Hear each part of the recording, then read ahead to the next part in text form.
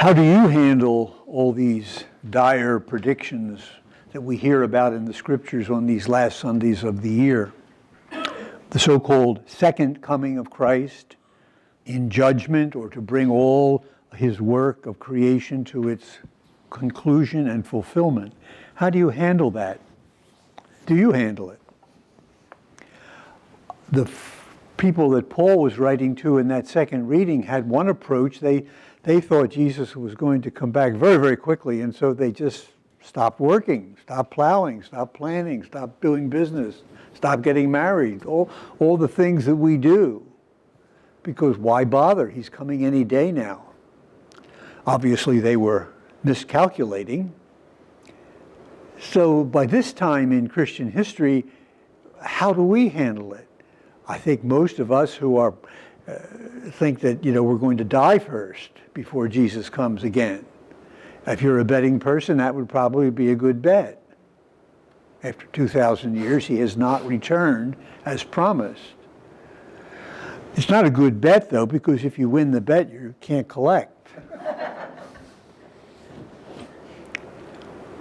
We don't know when the Lord's coming. But he's been here from the beginning. In the beginning was the Word, John says. And the Word was involved in the creation of all that exists outside of God. Christ was there at the very beginning, and he appeared among us as a human being at a point in time in order to draw it all together from the way creation had begun to become dispersed, especially through human agency. And he has promised to come back to complete this work of bringing everything back together again. And we live our lives in the meantime.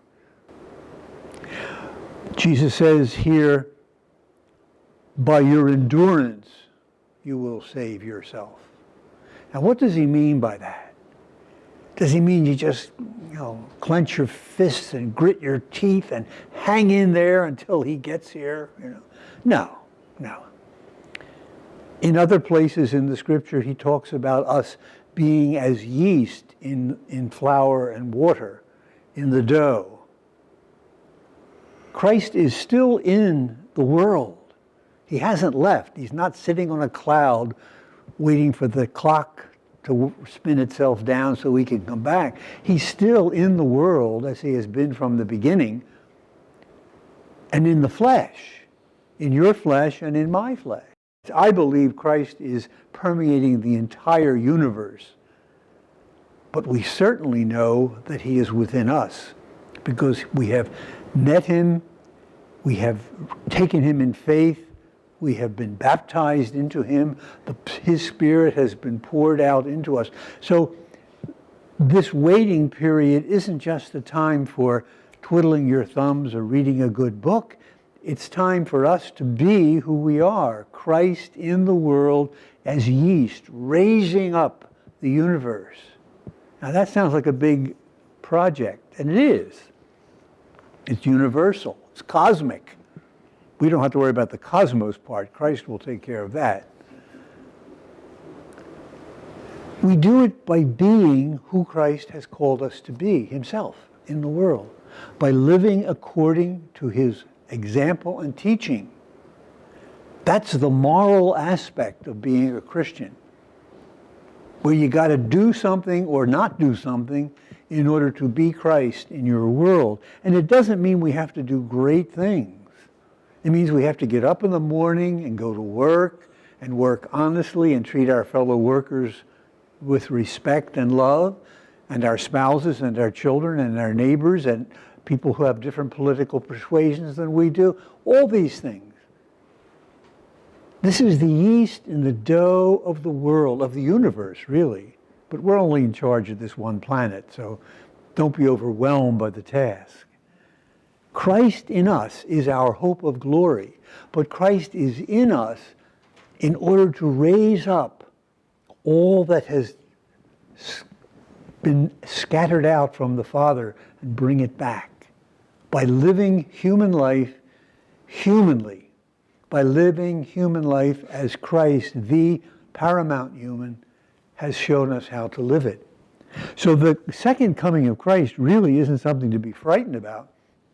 In a sense, it's something to look forward to, because it means we're going to be retired then. Our work will have been done. And Christ will come back and take all things to the Father. That's the big picture. And we don't want to get lost in the details, because the daily details can be overwhelming. Loving as he loved is damnably difficult. At least I find it so. I don't know about you. Loving as Christ loved is very difficult.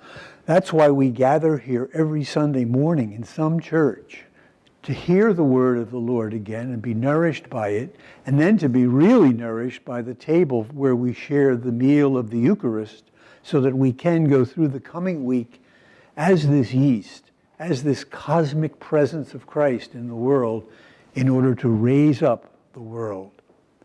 You know, if you've ever baked bread, you know what I'm talking about. You put yeast in the dough and nothing really happens. You can look at it all day and you won't see any movement. But as soon as it hits the hot oven, it just blooms into a loaf of bread. And that's the way it's going to be at the end. The slow movement of the yeast of Christ in our lives is sometimes very imperceptible. But when he comes again, boom, you'll see the results.